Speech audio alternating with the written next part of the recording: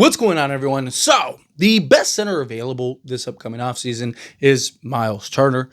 Myles Turner should have been a Laker. I mean, in all honesty, no joke, I genuinely think the Lakers might have another championship had they gone through with the Buddy Hield and Myles Turner, trade, because a couple things, right? It's going to be a quick little side before we get into the main thing, but, right, if you would have gotten Buddy Hield and Myles Turner, I still believe the Lakers get to the conference finals, right? They still probably trade for Rui Hachimura. They probably go make other moves and trades, right? Maybe you still do a version of the Utah trade, right? I don't think that they would have gotten like Malik Beasley and, Mo Bamba and done all these other things, but they would have had at least that structure, and you would have been much better equipped against the Denver Nuggets, right, in that series, in that matchup. So I do think that the Lakers might have won, right? But I digress, right?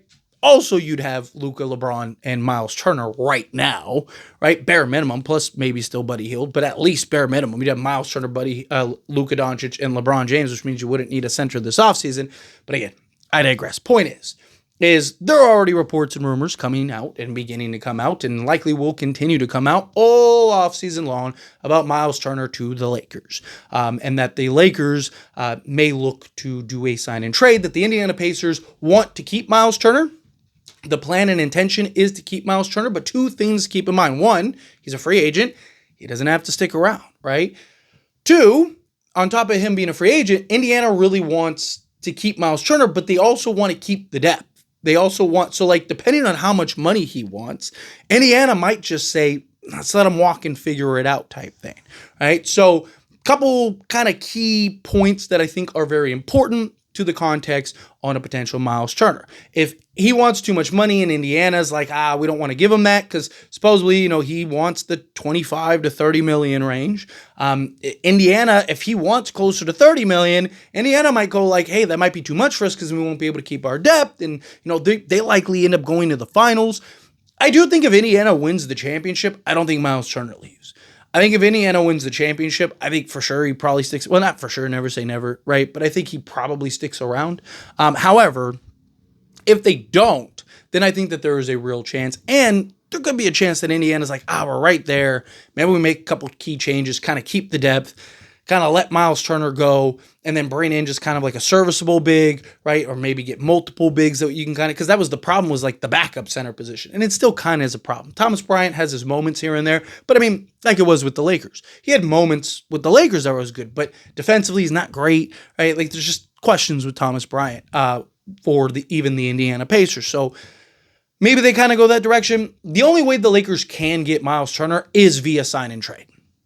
Right, because even if he is willing to take, say, even 20 million, right? Let's say he goes, I'll take 18 million. Lakers still wouldn't have the money to sign him. Even if people always go, well, LeBron could take a discount. LeBron could literally walk, right? He could just say tell you what, I'll play for free, right? Like Lakers would still only have, I think, like 16 million in cap space. So again, things to keep in mind. Right, Myles Turner, if he were to come to the Lakers, would have to be a sign and trade type of acquisition.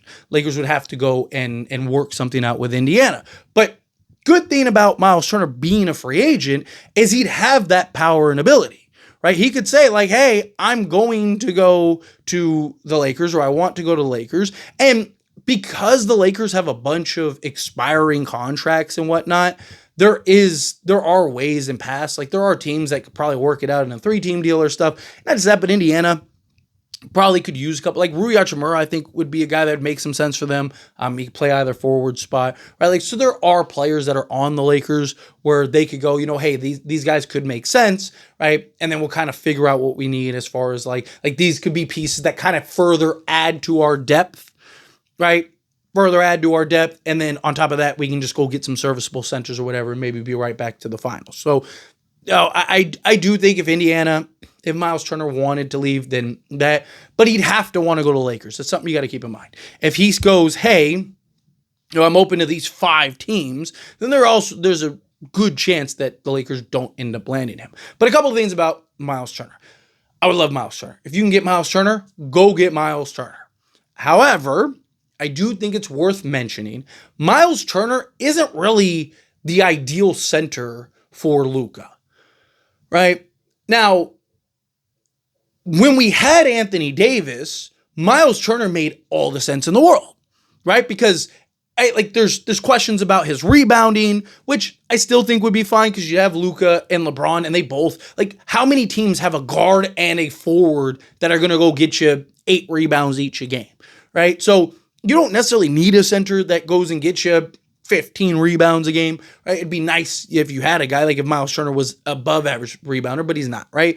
But more than anything, he's not that dunker spot center that is usually best paired with Luka, that Luka likes as that outlet, right? He is ideal for LeBron. So when you had LeBron and Anthony Davis, he made all the sense in the world because 1, he wants to play center, right? 2, you'd have him and Anthony Davis, so you'd also have the rebounding help and then the weak side help defensively. Myles Turner already is a good shot blocking center and big man, right? And then you have LeBron James, right? So, but LeBron and Myles Turner makes all the sense in the world because LeBron likes the floor spread. And you look at kind of throughout the history, right? You look at Kevin Love, right? Chris Bosh.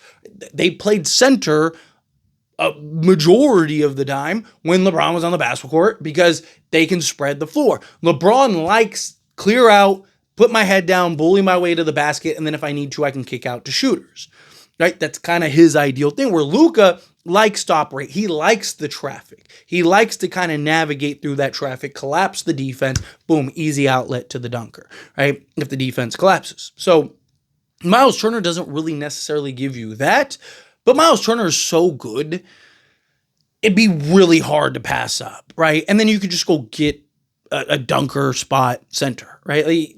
Go get Jericho Sims or somebody like that at that point. Who cares, right? At that point, Myles Turner alone would give you it gives you the pick and pop, right? Just opens up so much offensively and is probably the closest thing you could get to an Anthony Davis level as far as defensive impact as well as, he's obviously not Anthony Davis, but I'm saying defense, being able to be a shot blocker at the rim, protect the rim, defend, and then also his ability to spread the floor, knock down the 15-footer, knock down the 3-point shot. He's a guy that can go and get you 20 a night, right? Get you 20-10 center type of guy. He's still 29. He just turned 29 in March, so he won't be 30 for another year. And again, a guy that can just basically do a little bit of everything out there on the basketball court. He'd be incredibly valuable for the Lakers. And, of course, Lakers have been linked to Myles Turner for years now. So it makes sense that, there's going to be some type of link again. Little surprised that, I guess surprise might not be the right word, but I think it's a little interesting that this is coming up right now as Indiana is, again, very likely the day that this video is being uploaded, right, depending on when you're watching it, might have already happened, but day the video is being uploaded, Indiana could potentially win this home game and go up 3-1 against the Knicks. So, Indiana very well could be in the NBA Finals. I think is probably going to end up being in the NBA Finals and take on OKC. And if they win a championship, like I said, I don't think Myles Turner is going to leave the Pacers. But you never know. Again, stranger things happen. You could look at the other way as okay, I win a championship. I might as well go where I want to go now at that point, right? You might look at it as I could go win another championship. Lakers are good enough with me, Luka, and LeBron to where we could probably go win another championship, round out the depth, do all that stuff, sign and trade. One last kind of key point that I realized I haven't mentioned yet. Sign and trading for Myles Turner would hard cap the Lakers at the second apron. However, I'm not really worried about that. I don't think the Lakers are going to be a second apron team. I think, again, especially for a Myles Turner, I think LeBron would take whatever little haircut is needed, right, to go and land a Myles Turner just because, again, he was willing to do it. He not was willing, he actually did it, right? So I'd imagine he'd do it again because it's one thing to be hey, can you take $20 million? It's another thing when it's hey, can you take $2 million off just so that way we're not a second apron team so we can still operate and do all these other things and whatnot. I think LeBron would do it. But going over Myles Turner just to kind of give you an idea and perspective of what he's brought this season for, obviously the Indiana Pacers. Again, you're talking about a guy that's 6'11", 250, 7'4" wingspan, versatile, do a little bit of everything out there on the basketball court. But this past season, right, 72 games played, which is good. He played 77 games, 72 games the last 2 years, 30.2 minutes per game, 11.3 field goal attempts per game.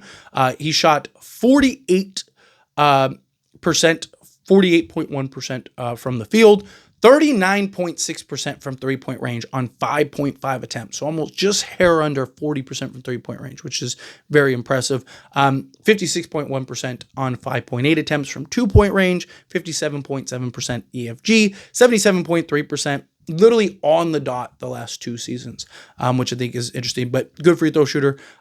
He averaged 6.5 rebounds. He is a career 6.8 guy. So he's basically around, 7 rebounds a game, 6.5, 7 rebounds a game, 1.5 assists, a steal, and 2 blocks with 15.6 points per game. So he's basically, again, 16 to 17 point a game guy, right? Go get you a couple assists, couple blocks, couple steals, couple rebounds, right? But it's more his versatility that he provides. But I imagine that we're going to hear him and his name called a couple times this offseason. We'll see how it goes. I'd love to have him if we can get him. But let me know your thoughts and opinions down in the comments. That being said, if you haven't liked this video, hit that like button. Helps me a lot. So enjoy these types of videos, and I truly appreciate it. Not subscribe channel, hit that subscribe button. Turn on the bell notifications. Appreciate y'all. See you in the next one.